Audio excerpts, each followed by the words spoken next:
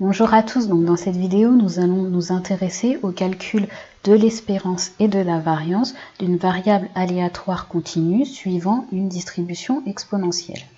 Alors lorsqu'on souhaite caractériser une variable aléatoire suivant une distribution exponentielle, nous allons d'abord nous intéresser à caractériser sa fonction de densité, laquelle est égale à lambda multiplié par exponentielle de moins lambda x. Et dans ce cas-là, on dira que x suit une distribution exponentielle de paramètres lambda. Ensuite, sa fonction de répartition, ou en anglais, cette fonction est appelée Cumulative Distribution Function. Elle est telle que f de a est égale à la probabilité que notre variable aléatoire x prenne une valeur inférieure ou égale à a. Dans le cas d'une distribution exponentielle, cette probabilité est égale à l'intégrale allant de 0 à a, donc de l'intégrale allant de 0 à a de lambda multiplié par l'exponentielle de moins lambda x dx. Et en procédant au changement de variable, donc c'est-à-dire en posant que u égale lambda x, et ensuite en procédant par intégration par partie, on trouvera que cette fonction de répartition est égale à 1 moins l'exponentielle de moins lambda x. Alors, dans la pratique, on rencontre souvent cette distribution exponentielle lorsque l'on souhaite représenter des temps d'attente entre l'arrivée d'un événement auquel nous nous intéressons. Par exemple, le temps qu'il faudra attendre pour voir les premiers signes de défectuosité sur une machine en particulier, ou bien encore concernant une centrale d'appel téléphonique, les temps d'attente entre différents appels ayant cours durant une journée de travail, par exemple, ou même encore des événements un peu climatiques, comme des temps d'attente qui séparent l'arrivée d'un tremblement de terre d'un autre, ou les prochaines guerres, par exemple.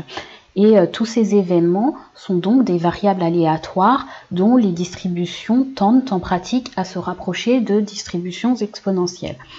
Également, dans une vidéo, dans une vidéo prochaine, on s'intéressera à la propriété d'absence de mémoire de la distribution exponentielle.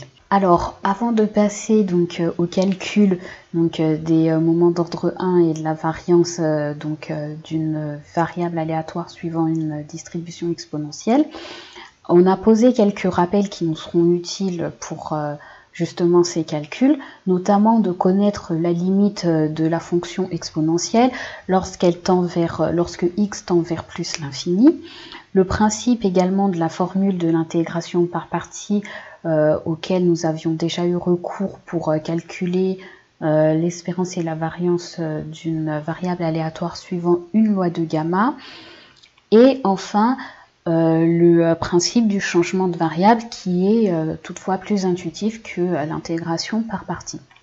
Une précision également lors de nos calculs. Donc ici, vous pouvez voir que nous avons directement posé que le terme de la primitive, donc moins t, tu vas multiplier l'exponentielle de moins t, sur le support allant de 0 à plus l'infini est égal à 0. Alors, nous avons vu que ici, la limite de l'exponentielle de moins t, lorsqu'on est à plus l'infini, c'est 0. Mais nous avons également le terme ici, moins t, donc lorsque nous sommes à la valeur plus l'infini, qui va tendre vers l'infini également. Cependant, nous avons quand même écrit que tout ce terme était égal à 0, tout simplement parce que l'exponentielle, la valeur de l'exponentielle va tendre beaucoup plus vite vers la valeur 0. Voilà pour cette précision. Donc maintenant, nous pouvons commencer à détailler les calculs de l'espérance et de la variance. Voilà, donc pour calculer l'espérance d'une variable aléatoire suivant une loi exponentielle, donc on reprend la formule usuelle de l'espérance pour une variable aléatoire continue et on remplace la fonction f de x par sa valeur, donc qui est donc la densité d'une variable aléatoire qui suivant une loi de Poisson. Donc ça nous donnera en sortant le paramètre lambda à l'extérieur de l'intégrale, donc lambda que va multiplier l'intégrale allant de 0 à plus l'infini de x fois l'exponentielle de moins lambda x dx. Donc ici on va procéder au changement de variable en posant que t est égal à lambda x, ce qui nous donnera une espérance égale à lambda que va multiplier l'intégrale sur le support allant de 0 à plus l'infini de t divisé par lambda, puisqu'on remplace x par lambda x, donc nous devons diviser par lambda pour retrouver la valeur initiale, que va multiplier l'exponentielle à la puissance moins t multiplié par dt divisé par lambda également. Donc on voit que l'on peut sortir les lambda de l'intégrale puisqu'ils ne dépendent pas du paramètre t. Et donc en les sortant, on pourra simplifier lambda multiplié par 1 sur lambda. Il nous restera à l'extérieur 1 sur lambda que va multiplier l'intégrale allant de 0 à plus l'infini du reste de l'intégrale. Ensuite, pour résoudre cette intégrale, on va procéder par une intégration par partie, ce qui paraît le plus simple, en posant que u de x sera égal à t et que v' de x sera égal à exponentielle de moins t, ce qui nous permettra de trouver les deux autres paramètres qui sont donc pour v de x on aura moins exponentielle à la puissance moins t et pour u' on aura la dérivée de t qui est donc 1. Donc en remplaçant donc tous ces éléments par leur valeur, on aura et également en suivant la formule donc de l'intégration par partie, on aura donc t que va multiplier v de x qui est égal à moins exponentielle de moins t, donc toujours allant de 0 à plus l'infini, moins 1 sur lambda que va multiplier donc l'intégrale allant de 0 à plus l'infini de u' de x fois v de x. Donc u' de x c'est 1, v de x c'est moins e de moins t, tout ça multiplié par dt. Alors ici on a directement mis que donc la primitive, donc moins t multiplié par e de moins t était égal à 0, en effet, puisque exponentielle de moins t lorsque t tend vers plus l'infini, ça fait 0. Donc pour s'en souvenir, on peut tout simplement réécrire ce terme-là, e de moins t, de la façon suivante, donc 1 sur e à la puissance t, et donc lorsque t est grand, eh bien toute la fraction va donc tendre vers 0, puisque le dénominateur sera largement supérieur par rapport au numérateur. Et évidemment, e à puissance moins t sera égal à 1, mais multiplié par 0, ça nous fera donc 0. Ensuite, on va s'intéresser à résoudre donc le restant de l'intégrale, à savoir trouver la primitive de exponentielle de moins t, ce qui est facile, puisque on l'a déjà calculé en posant les termes de l'intégration par partie, et c'est moins e à la puissance moins t. Donc tout ceci allant de 0 à plus l'infini. Donc c'est le même principe que tout à l'heure. Donc moins exponentielle de moins t lorsque t tend vers plus infini, cela fait 0. Moins exponentielle à la puissance 1. Moins exponentielle à la puissance 0 qui est égale à 1. Donc nous aurons 0 moins 1. Donc évidemment, ceci nous donnera un résultat de 1 et on aura l'espérance d'une variable aléatoire qui est égale à 1 sur lambda multiplié par 1 qui est donc égal à 1 sur lambda. Donc ensuite, pour pouvoir calculer la variance, on va d'abord réécrire les résultats qui sont à retenir de ce calcul de l'espérance. Donc ensuite, nous allons poursuivre avec le calcul de la variance, toujours pour une variable aléatoire et continue, donc suivant une distribution exponentielle, donc en nous basant sur la formule de Koenig, à savoir que la variance est égale à l'espérance de la variable aléatoire x moins son espérance, le tout au carré. Donc, ceci est égal à e de x carré moins e de x le tout au carré. Donc on obtient ce résultat en développant tout simplement l'identité remarquable. Alors évidemment, e de x le tout au carré, on a déjà son résultat puisqu'on a calculé l'espérance de x. Et il nous faudra donc calculer l'espérance de x au carré.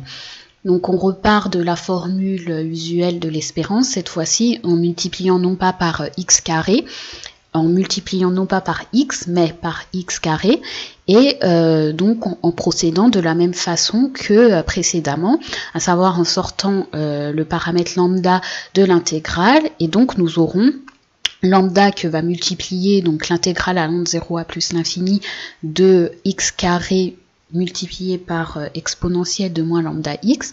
On procède également au changement de variable en posant que t est une fois de plus égal à lambda que va multiplier x, ce qui nous permettra d'obtenir une intégrale donc multipliée par lambda allant de 0 à plus l'infini du terme de l'expression suivante, donc t moins lambda le tout au carré, multiplié par l'exponentielle de moins t, multiplié par d de t sur lambda. Donc là, il ne faut pas oublier que c'est toute l'expression t sur lambda qui est au carré et pas seulement t, comme on peut le voir souvent parfois dans les copies.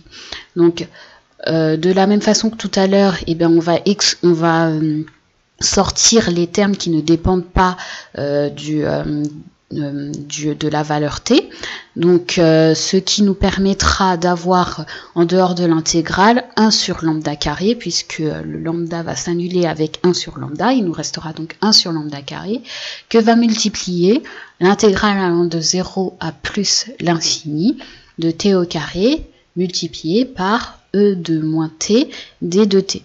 Donc là également, on procédera par intégration par partie pour résoudre cette intégrale en posant que u de x égale à t au carré et que v' de x est une fois encore égal à e de moins t.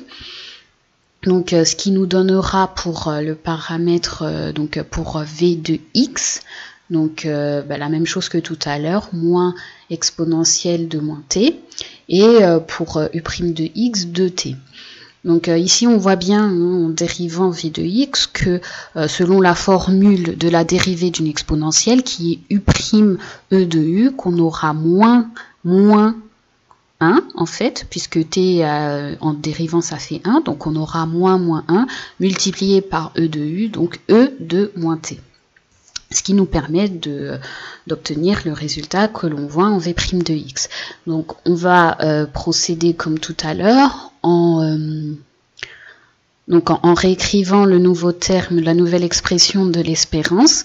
Donc pour le terme de la primitive, on aura u de x que va multiplier v de x, moins 1 sur lambda carré multiplié par l'intégrale allant de 0 à plus l'infini de u' de x multiplié par v de x. Donc comme tout à l'heure, on obtiendra que l'expression du terme entre de la primitive est égal à 0. Donc ce qui nous permettra d'avoir 1 sur lambda carré en sortant la valeur 2 de l'intégrale. Donc on aura 1 sur lambda carré multiplié par 2 multiplié par l'intégrale allant de 0 à plus l'infini de t que va multiplier l'exponentielle à la puissance moins t d de t. Et on peut constater à ce stade-là que on obtient le même résultat que tout à l'heure, puisque nous avions donc t multiplié par l'exponentielle de moins t, tout ceci allant sur le support de l'intégrale de 0 à plus l'infini, et comme calculé tout à l'heure, on obtenait 1. Dans ce cas-là, ça ne sert à rien de repasser par les calculs que l'on a déjà effectués pour l'espérance. On peut directement écrire que cette intégrale vaut 1. Et par voie de conséquence, on a que l'espérance à l'ordre 2, donc de x au carré, est égale à 1 sur lambda carré, que va multiplier 2, que va multiplier 1. Ce qui nous donne un résultat de 2 divisé par lambda au carré.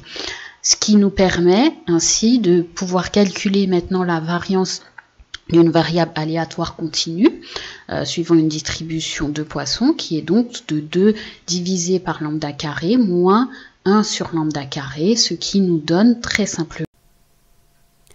Alors le son a coupé entre temps, mais comme vous pouvez le voir, la variance est bien égale à 1 sur lambda au carré, et c'est la fin de cette démonstration pour pour le calcul des formules de l'espérance et de la variance pour une variable aléatoire suivant une distribution exponentielle.